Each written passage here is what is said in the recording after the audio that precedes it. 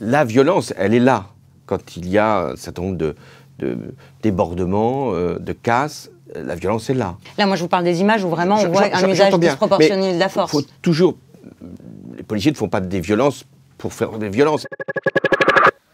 Monsieur le Président, vous nous accordez du temps et la possibilité d'aborder tous les thèmes. On voudrait que vous nous donniez le mode d'emploi pour être président. Il n'y a pas de mode d'emploi. Il n'y a pas un livre qui pourrait donner la marche à suivre, si je puis dire. Je vais vous aider avec des questions, vous allez voir. Dans les leçons du pouvoir, le livre bilan que vous avez écrit après votre mandat, vous dites que le président français ressemble à un monarque élu. Il a presque tous les pouvoirs. Alors avec cette toute puissance, comment on fait pour défendre la planète, lutter contre le monde de la finance? Comment on fait face aux lobbies?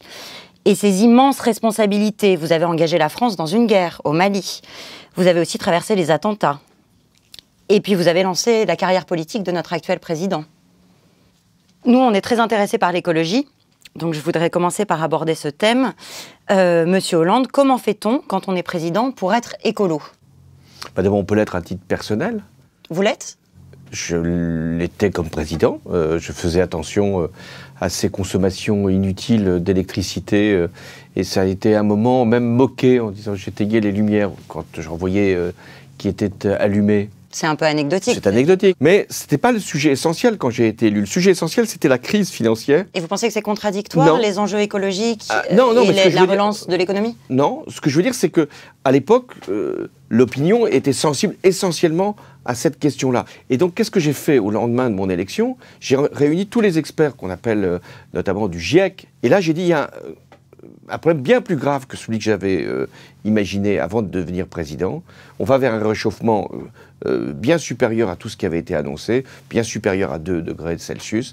Il faut faire quelque chose. Et moi, j'ai fait ma conversion, si je puis dire, avec justement l'apport des scientifiques et qui m'ont notamment déterminé pour qu'on réussisse la conférence sur le climat. Des grands espoirs qu'a fait naître la COP21, mais ces grands espoirs, ils sont autant de déceptions aujourd'hui. Pourquoi on n'arrive pas à mettre en pratique ces déclarations d'intention? Ah non, ce n'est pas qu'une déclaration d'intention. Chaque pays a des engagements. Mais sans sanction. Sans sanction, c'est vrai.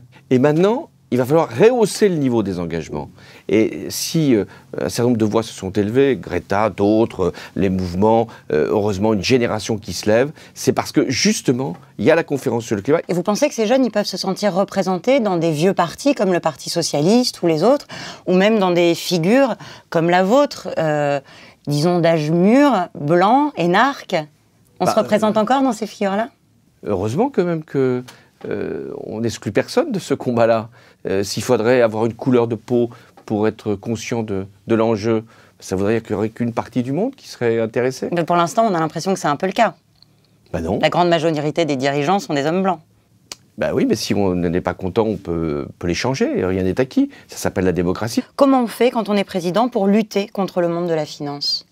Ça ne se fait pas en un quinquennat, mais ça se fait. Vous aviez essayé, par exemple, en 2012, de taxer les GAFA, Amazon, Facebook, Google. Ça avait été retoqué par le Conseil constitutionnel en 2017, à la fin de votre mandat, et on a même dû rembourser les entreprises.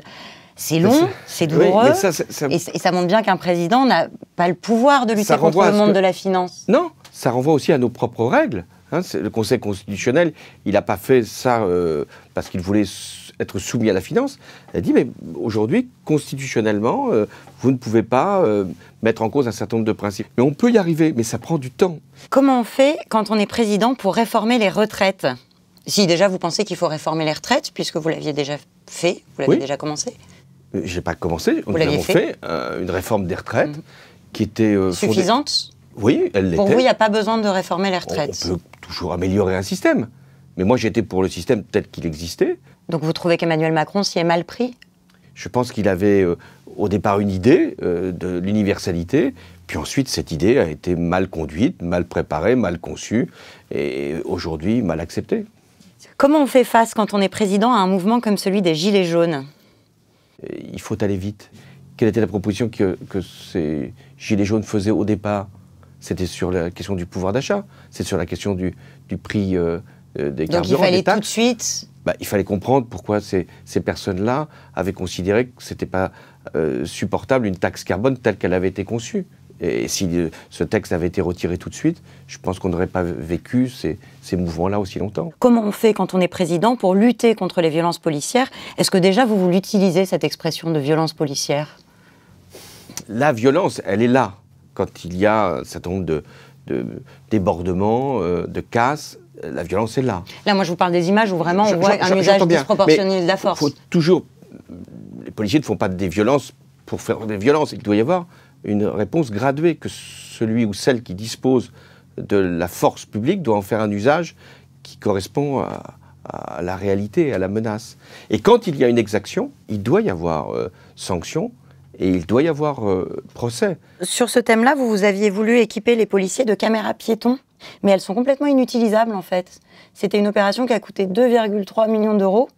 Et en fait, on n'arrive pas à les fixer, il n'y a pas d'autonomie. Et l'entreprise qui les a créées, c'est une entreprise chinoise qui est sur la liste noire des entreprises des États-Unis. Enfin, peut-être que l'application a été plus compliquée qu'il n'avait été pensé. Enfin, c'est un bon principe quand même. Ah, le principe est super. Le problème, c'est que les caméras ne marchent pas. D'accord, mais si elles ne vont pas, celles-là, il faut les changer, prendre des entreprises. Oui, mais c'est déjà 2,3 millions d'euros. Oui, enfin, c'est tout à fait dommageable. Mais enfin, l'idée qu'il reste une trace, que chacun sache ce qui s'est passé lors d'un contrôle, je trouve que cette introduction de la caméra piéton est une très bonne garantie pour tout le monde et pour la République. Comment on fait quand on est président ou candidat à la mairie de Paris pour préserver sa vie privée? Si vous voulez dire que c'est grave que l'on pénètre la vie privée, oui, c'est grave, mais ce n'est pas récent comme intrusion. Vous l'avez subi vous-même? Oui, il y a une presse qui vit de ça.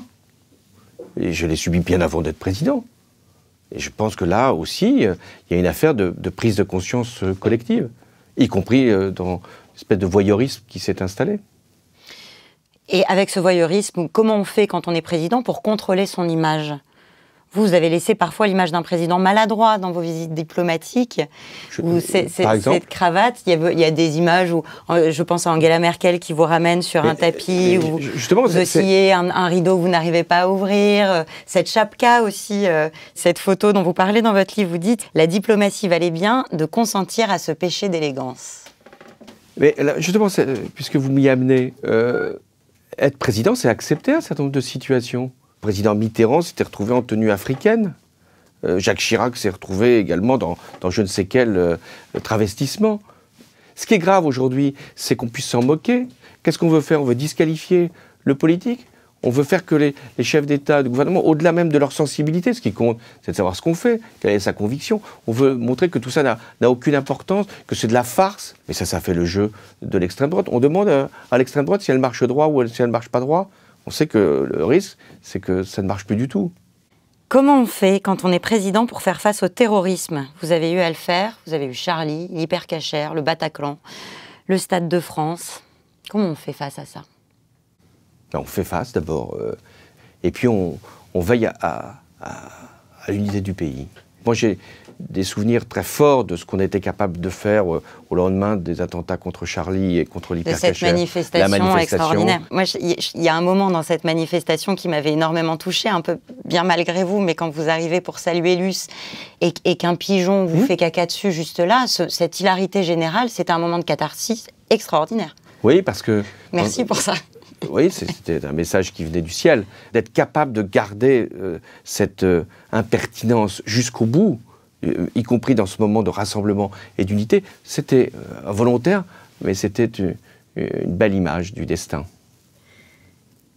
Comment on fait quand on est président pour prendre la décision d'une intervention militaire à l'étranger? Le 11 janvier 2013, vous avez engagé la France dans la guerre contre les narco-salafistes au Mali. À ce moment-là, vous dites « La capitale Bamako est en péril. Il y a urgence à intervenir pour préserver l'intégrité de toute l'Afrique de l'Ouest ». Est-ce qu'aujourd'hui, vous défendez encore ce récit? Plus que jamais. Il est très contesté. Par qui? Par beaucoup d'experts de la région. On voit que ces colonnes, finalement, ils étaient que entre 1500 et 3000. Beaucoup disent qu'ils n'auraient jamais pu contrôler une capitale d'1,5 million d'habitants. Les experts affirment aussi qu'ils visaient l'aéroport de Sévaré, mais pas Bamako, que Bamako n'a jamais été leur objectif. Et donc ce récit est plus vraiment le même aujourd'hui. Eh bien, je le revendique, moi, ce récit-là. Pourquoi? On dit une capitale ne peut pas être contrôlée par 2 ou 3 000 djihadistes. Qu'est-ce qui s'est passé à Mossoul en Irak? Qu'est-ce qui s'est passé à Raqqa, en Syrie? Combien ils étaient, les djihadistes? Pas si nombreux. Ils ont fait partir l'armée et ils ont mis sous coupe réglée ces villes-là et torturé la population. Et vous avez la certitude qu'ils allaient à Bamako? Ils n'allaient pas à l'aéroport de Sévaré? Mais bien sûr que j'en ai la certitude. Pourquoi les chefs d'État africains, tous de l'Afrique de l'Ouest, m'ont dit, mais si vous ne venez pas à notre secours, c'est pas Bamako, seulement Bamako.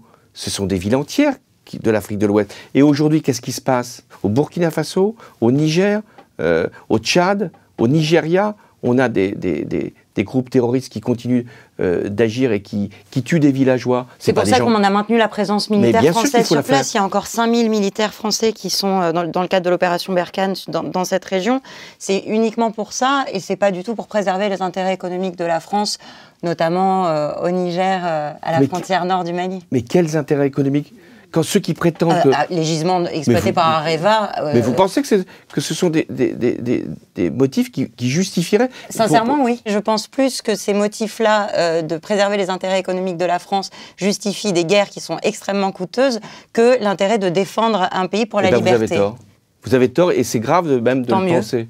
Parce que s'il y avait eu un seul intérêt, je vous le dirais, il n'y a pas une entreprise française qui a touché des marchés supplémentaires du Mali, du Tchad ou du Niger. Dans le nord du Mali, il y a plusieurs entreprises qui ont récupéré des contrats, des appels d'offres. Dans le nord du Mali, c'est facile pour les entreprises, quelles qu'elles soient, de travailler. Je ne dis pas que c'est facile, mais elles y sont. Il n'y avait aucun intérêt économique et financier. Et si l'on pense ça, ça veut dire que notre opération, elle aurait été faite pour des motifs sordides. Il faut se sortir de la tête. Ce n'est pas la France-Afrique que nous avons organisée, nous. C'est la solidarité de la France pour l'Afrique. Et quand j'ai dit que c'était un des plus beaux jours de ma vie, c'est parce que les Maliens que je voyais, ils disaient « Vive la France, vive la France !» Et je leur disais « Mais nous, on paye notre dette, on vient pour payer notre dette. » Parce que vous avez envoyé vos pères, vos grands-pères pour tirailleurs sénégalais, pour qu'on puisse, durant la Première Guerre mondiale et la Seconde Guerre mondiale, emporter la bataille. Donc c'était vraiment une contrepartie de ce qu'ils avaient fait. Et aucune façon, je ne sais quel intérêt qu'on aurait poursuivi. Mais ça, il faut se le dire, parce que sinon on perd toute vertu, on devient un pays qui aurait comme un seul intérêt de favoriser je ne sais quel groupe pétrolier ou quel groupe minier. C'est pas la France. J'ai changé d'idée sur l'Afrique. Très bien, merci beaucoup. Merci.